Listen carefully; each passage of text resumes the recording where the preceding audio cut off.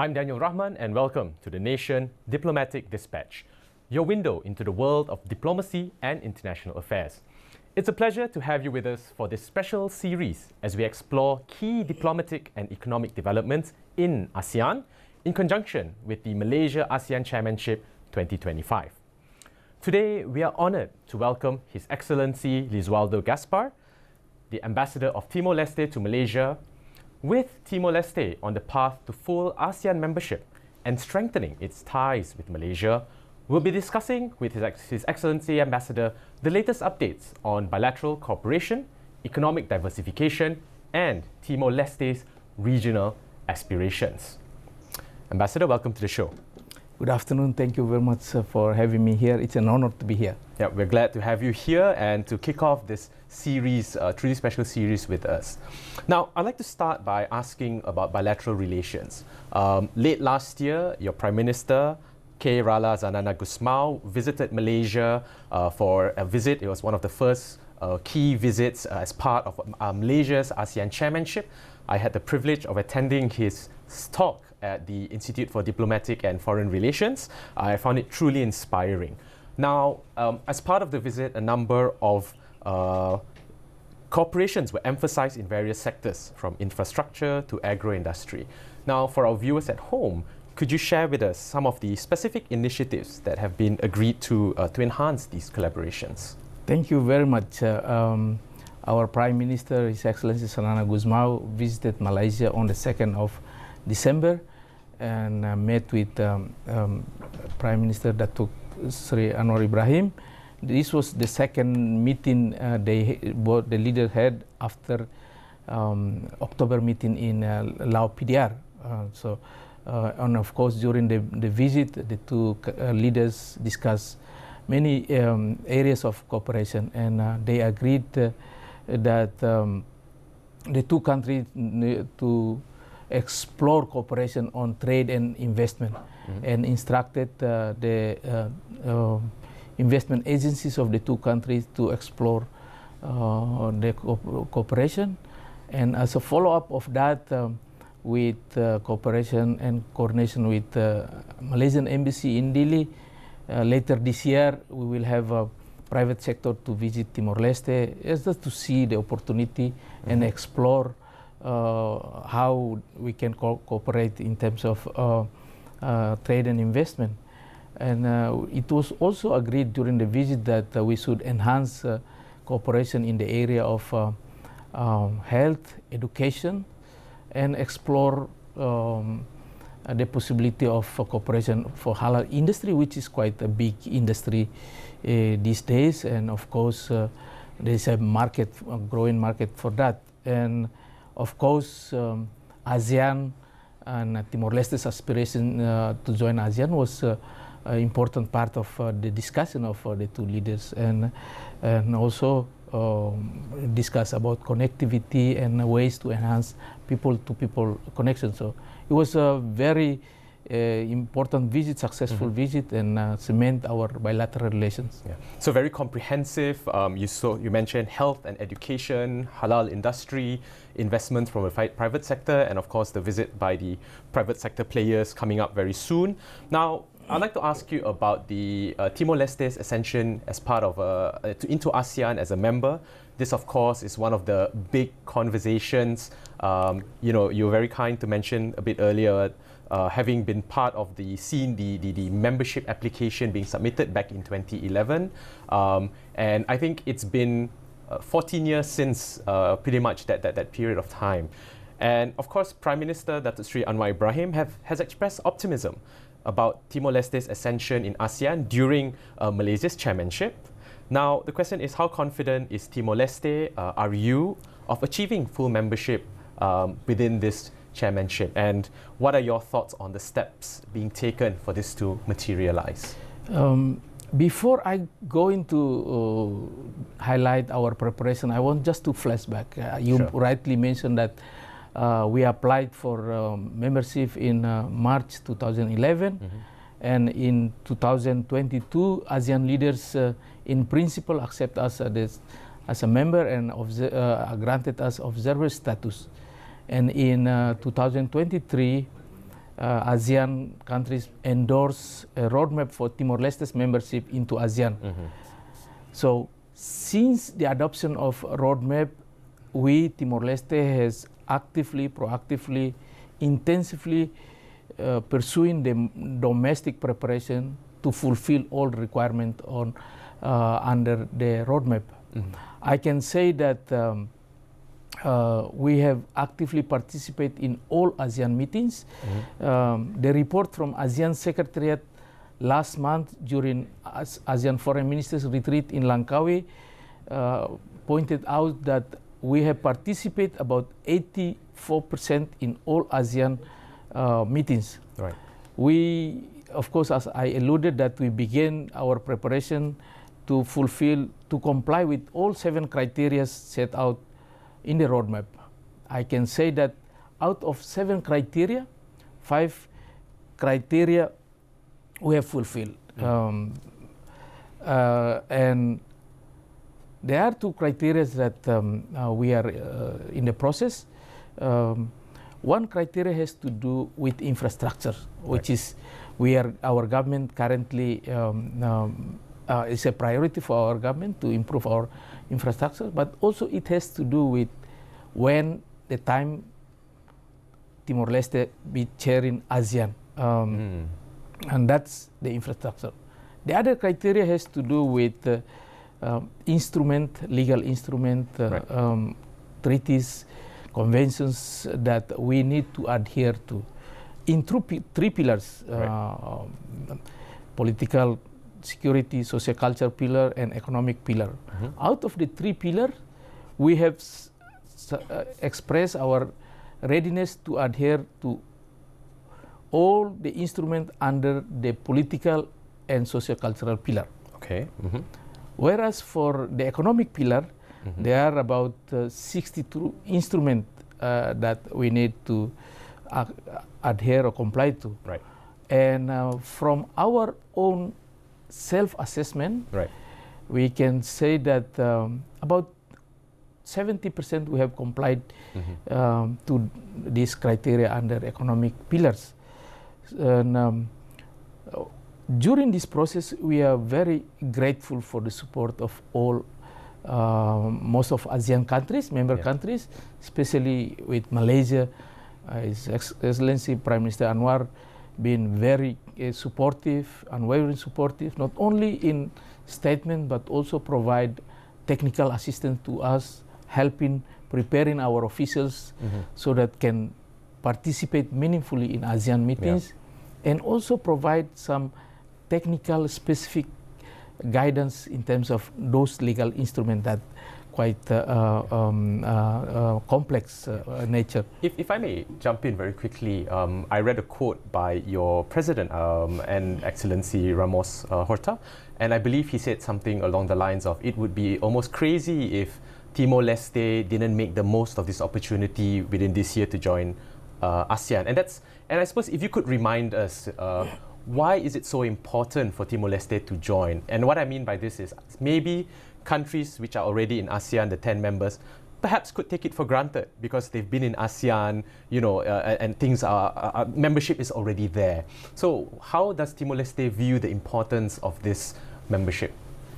Look, I think our intention to join ASEAN is a priority for us, and of course we have, as I have outlined, that we have make preparation and make effort in fulfilling all the requirements under the roadmap. And of course we have these steps we have taken, and it shows our commitment. The commitment that that's shared by all segments in our society. And of course we, with the Malaysian chairmanship, we hope that we could join, but again it's depend on the wisdom of ASEAN leader because it's a consensus. But we have made effort and progress in our way of fulfilling all the roadmap that stipulated or required for our membership. So if I were to ask you on a scale of 1 to 10, how confident are you about Ascension this year? Would you give me a number? Oh, I would say 7 to 8. All right, thank you. You're very kind. I'd like to talk a little bit about Timor-Leste, and I think it's a country which is very unique. It's a beautiful place. During your Prime Minister's lecture, I had the opportunity to listen to your history, which is very colorful. So I'd like to talk on a moment about economic diversification, if that's possible, if that's all right. What are the key areas that you see as economic diversification areas for Timor-Leste in light of ASEAN priorities like energy, tourism, and everything else that we have been talking about? At the moment, of course, we are still highly dependent on oil and gas, and that's one of the priority of the current government is to diversify our economy. Yeah. And the government is investing heavily on infrastructure as a front load for investment to enable environment for economic activities and also developing other sectors. And we are prioritizing development on agriculture for food security, but also for income generation. And tourism and hospitality is important sector that can drive economic growth in Timor-Leste. And of course, we have also encouraged and promote the development of small and medium enterprises, right, which in turn we hope that they will contribute to the economy of the country and then contribute to the development of our economy. And for the foreseeable future, oil and gas will be continue our backbone of our economy.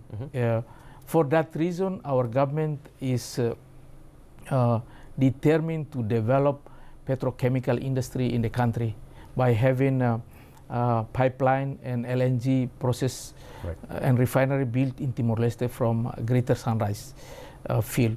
And we are confident with having refinery and LNG built in Timor-Leste will give benefit to local community, but also will start kicking off economic activities in our country. Yeah. Thanks for that. And I suppose in relation to the infrastructure side of things, digitalization is a very big agenda for our Prime Minister. We've got the ASEAN Digital Economy Framework Agreement, and a lot of people will say that digitalization is an equalizer, right? Because it means it's opening access to markets, it's enabling SMEs and micro enterprises to participate in not just the local economy, but the wider economy. And ASEAN economic integration is a big part. Now, in Timor-Leste's perspective, where does the digitalization agenda fit into the economic diversification endeavors?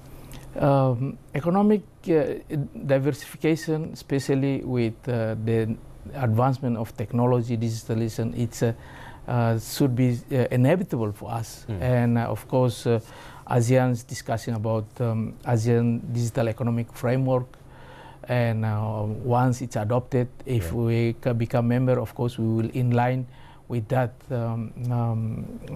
framework agreement. And at the moment, we are making at the final stage of installing fiber optic network, which is will enable the growth of digitalization in Timor-Leste. Also, at the moment, we have already adopted a national single window through ASICUDA world system, which is facilitate the trade.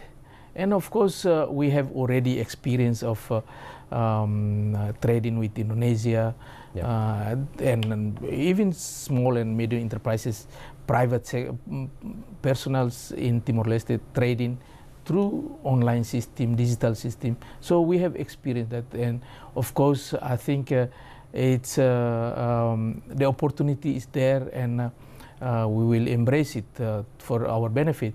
And of course, mindful of the challenge that posed by digitalization, we will need to work with our ASEAN partners, our neighboring countries, just to harmonize the system and of course put emphasis on the security of the system. So it's for the betterment of our regional integration.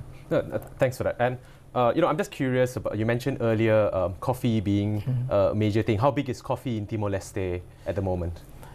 Coffee is the biggest commodity, export commodity after oil and gas in Timor-Leste. Right. So that's what's the percentage? If it's I don't have the number, but it's All right. Are you a coffee person? Because I am. I got stomach problems, so I don't. I don't drink coffee. Okay, I'll get you a tea then, if there's a chance. I'd like to move on to a more global, regional conversation and get your thoughts. Of course, your Prime Minister has been engaging with regional leaders. He himself has had a history of being a fighter for independence, highly respected on the global stage. But we also see, shifting winds globally with conservatism and all these challenges when it comes to democracy and the likes. How does Timor-Leste plan to navigate its own relationship with major powers in the region, such as China and the US, and while strengthening its ties with countries like Malaysia? And perhaps if you could even share with us a little bit of Timor-Leste specific history or context on this topic. On the matter of international relations, our constitution mandated us to establish friendly relations with all countries. And the current government has approach which is neither allies nor enemies. All are friends. And in relation with China and the USA, we are very fortunate to have a very good relation with both countries. They are our partner. They are helping us in our development, and we would like to continue maintain such relationship because it's benefit in our development. And we see that Timor-Leste could be a cooperative partner for both, and we see that there are many areas that both countries with the experience and the expertise and the resources can work together in Timor-Leste. Recently, our president, during a phone call conversation with the new president of United States, President Donald Trump, our president suggested to reset relations between the US and China. It shows that working together in Timor-Leste and other countries too would be beneficial for us in the region too. And in terms of our bilateral relation with other neighboring countries, of course, we are having good relation with our neighbor countries, with Australia, with Indonesia, and of course Malaysia and other countries too in the region. And the aim is to consolidate our position as stable countries, strengthening our ties for the benefit of our people, fostering economic growth, and ensuring regional security. These relations will enhance our mutual understanding and cultural exchange, development, assistance, and advance shared goal, discuss all common concerns, global issues, and then at the end of the day, it's about the prosperity of our country, the security of country. That's why we are pursuing this. Of course, we as a new country, we had experience before during our struggle. We have support from other countries to our struggle, and also throughout our nation building. We've been supported by many countries, and we are very grateful for that. And we continue to tap on the goodwill from other countries for benefit of our country. So we are not taking sides on this. On the matter of our development, there is opportunity. We will definitely, it's a been to go. I like that when you say neither allies nor enemies, and for your president to suggest such to even President Trump also shows a firmness and a conviction towards diplomacy and regional peace. Ambassador, if I may move into another topic, which is on education. One of the, of course, history, we look back to chart our way forward, but what ultimately, I would say, strengthens people-to-people ties, cultural ties, is education, right? And of course, the talent and the human capital of a country.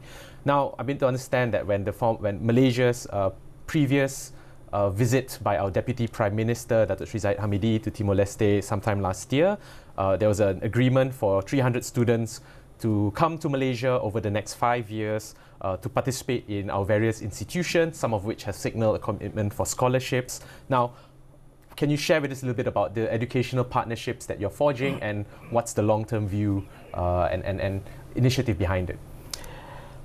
We are firmly believe that the cooperation with Malaysia in the field of education, especially higher education, will improve our human resources.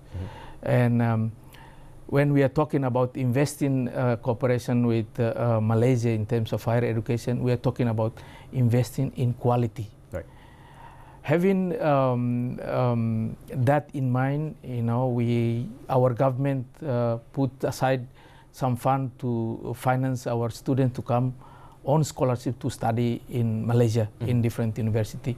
Last year we managed to send about 32 students on government scholarship, and this year and the year coming it will continue grow. Having Timorese to come and study here, exposed to advanced technology, cutting-edge academic institution that universities in Malaysia has, it's a very good opportunity to us, especially for our Timorese to gain access to high quality education, and in different fields, and with the help of tutors and also mentors here, and with experience to industries that collaborate with the university, our student will acquire knowledge and skill which will be essential for our nation building. Of course, just to jump in, we have Bernama, former intern here, Jihan or Akbar. I think he's somewhere here watching. So shout out to him, someone from Timor-Leste who studied in Malaysia. So definitely very happy to have someone that came here as well, and there's opportunities.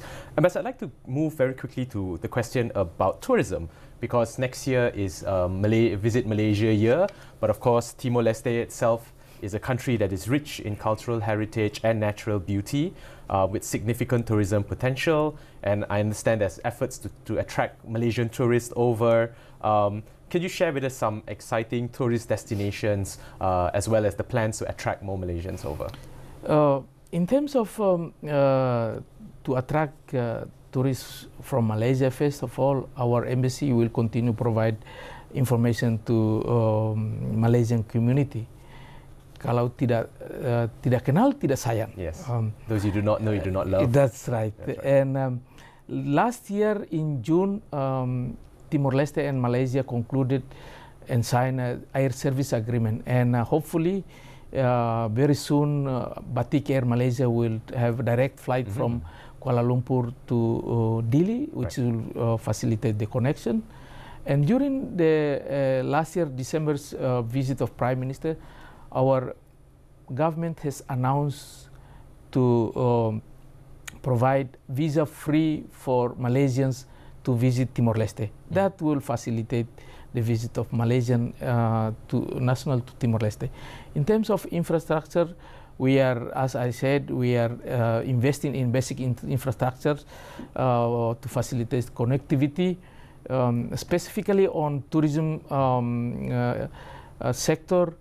Our government is involved with local community to build tourism spots in nearby beach and mountain that will enable locals and international tourists to explore the beauty of the country and also experience the hospitality of the country. And I'm looking on screen now some images of Timor-Leste. It's a truly beautiful country, and I would like to visit one day. Ambassador, we've got 30 seconds left on the clock.